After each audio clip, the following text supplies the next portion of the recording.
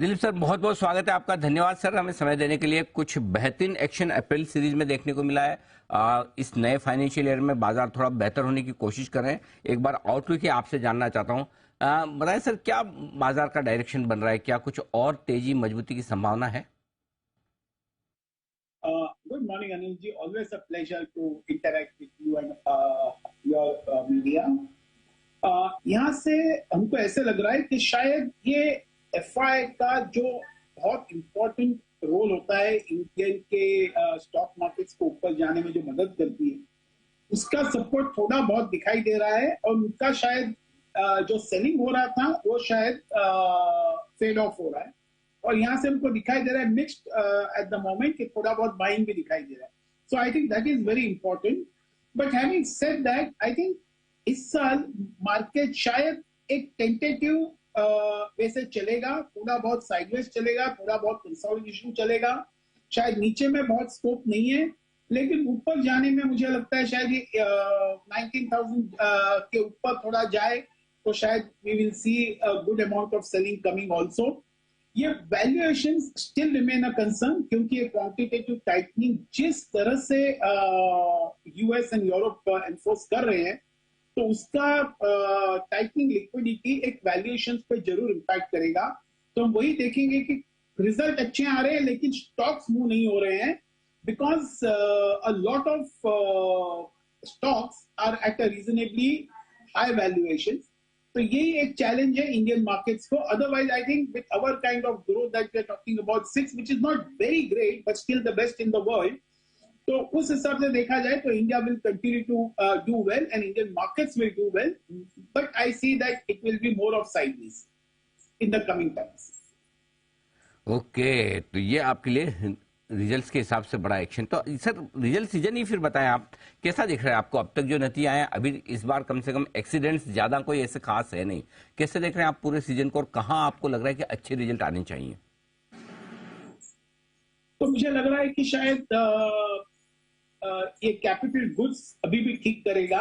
White goods will do very well. I think power will do very well. Infra will do very well. और बाकी सब में शायद हम देखें कि it will be mixed. Pharma will not be all that great, bearing a few stocks here and there. और अगर हम देखें कि आईटी तो खैर HCL, I mean Infosys, TCS ने तो बिगल ही बजा दिया है कि शायद और 3-4 क्वार्टर्स कुछ एक्सपेक्ट नहीं कर सकते हैं हम। तो मुझे लगता है इस गोइंग टू बी मिक्स्ड। और अगर हम कल का हिंदुस्तान लीवर का रिजल्ट भी देखें, अभी की चैलेंज और स्ट्रगल है how to bring the volume growth in the rural areas. मुझे लगता है यही एक मौका रहेगा in this coming few quarter जहां पर हम देखेंगे कि वॉल्यूम ग्रोथ शायद इट में return as inflation tapers off. तो ये 2-3 पैरामीटर्स को जरूर ध्यान में रखना चाहिए। Otherwise it will be a mixed season, but more important ये आउटलुक क्या बताएंगे मैनेजमेंट, उसके ऊपर बहुत निर्भर करेगा कि मार्केट कैसे इसको इंटरप्रेट करती है। और मुझे लगता है everybody at the moment is little apprehensive and little cautious. तो ये बात है। तो अच्छे नतीजे आपको बताई दिए हैं, खाली एक आईटी को लेकर। सर, आईटी पर अभी भी आपका मूड ठीक नहीं लग रहा मुझे। अनिल जी, नहीं, मैंने शायद ये इसी चैनल में भी मैंने कहा था कि जी।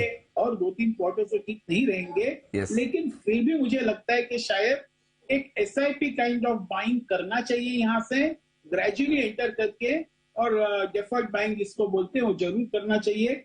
शायद और 2-3 क्वार्टर वी में continue to see some pace, लेकिन ये एक जरूर आपको सपोर्ट देगा overall to the portfolio because most of the companies ये जो आईटी सेक्टर में है very well managed, high ROE companies है, एक बहुत अच्छे फ्री कैश जनरेट करते हैं। तो इन सबको ध्यान में रखते हुए लग रहा है कि थोड़ा बहुत SIP type of buying should be done in the IT sector. तो ये है आपके लिए आईटी शेयरों पर थोड़ा ध्यान रखने वाली बात। अच्छा सर, अब थोड़ा एक आउटलुक ग्लोबल मार्केट्स का भी आपसे चाहिए, क्योंकि वहां पर अभी भी थोड़ा मिला जुला सा रुझान है। कैसे देख रहे हैं आप और उसका क्या असर हमारे बाजारों पर रहेगा? अनिल जी, ऐसा लग रहा है कि शायद ये चैलेंज जो है इंडियन मार्केट्स, ये बाहर से ही आने वाला है।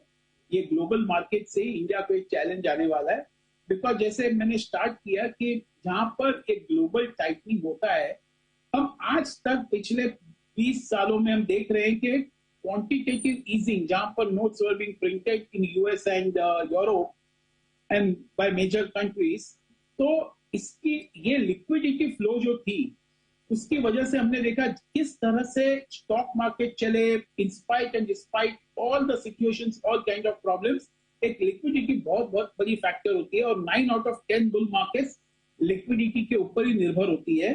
तो मुझे लगता है इसका रिवर्स हम पहली बार महसूस करें, उसका अनुभव बहुत सारा नहीं है लोगों को, लेकिन यही एक चैलेंज रहेगा। तो मुझे लगता है ये global tightening will pose problems for India, not India specific, but because it is global, and that is why, और FI जहां पर मेजर डिक्टेट करते हैं टर्म्स, तो उस हिसाब से ये दोनों को ध्यान में रखते हुए लगता है कि शायद global markets will remain uncertain as interest rates remain very elevated. तो यहाँ पर ये दोनों को ध्यान में रखते हुए लग रहा है कि ग्लोबल मार्केट्स चैलेंजिंग रहेंगे, रिस्की रहेंगे, थोड़ा बहुत अनसर्टन भी हो सकता है, और इसका शैडो इंडियन मार्केट्स में भी हो सकता है। अच्छा सर, अब ये बताएं कि खरीदना क्या है इस मार्केट में, कोई स्टॉक्स, कोई सेक्टर्स जो आपको पसंद हो? जैसे मैंने बोला, आईटी सेक्टर में थोड़ा बहुत बाइंग कर सकते हैं। फार्मा सेक्टर में बिल्कुल मुझे लगता है यहाँ से एक 12 to 15 मंथ्स के हिसाब से जरूर बाय करना चाहिए फार्मा स्टॉक्स को। मुझे लगता है जैसे सन फार्मा है, अगर मैं कहूँ कि लुपिन है, डॉक्टर रेड्डीज है, मतलब some of the stocks certainly will look good over next 12 to 15 months. Pharma sector में जरूर बाइंग करना चाहिए। कैपिटल गुड्स अभी भी लग रहा है यहाँ से भी अच्छे खासे बढ़ गए हैं, लेकिन यहाँ से भी अच्छा एक अप्रिसिएशन दे सकते हैं in the next 8 to 12 months. तो मैं ये 2-3 सेक्टर पे जरूर ध्यान देके चलना चाहिए। White good sector also looks pretty good and interesting, and आने वाले समय में next 6 months to 9 months power sector also will do very well. Okay, चलिए, तो ये है आपके लिए राय निवेश करने के लिए आज से दिलीप सर की तरफ से। सर बहुत बहुत धन्यवाद आपका समय देने के लिए, और साथ ही साथ हमारे दर्शकों को अपनी इन्वेस्टमेंट स्ट्रेटेजी भी बताने के लिए। बाजार थोड़े से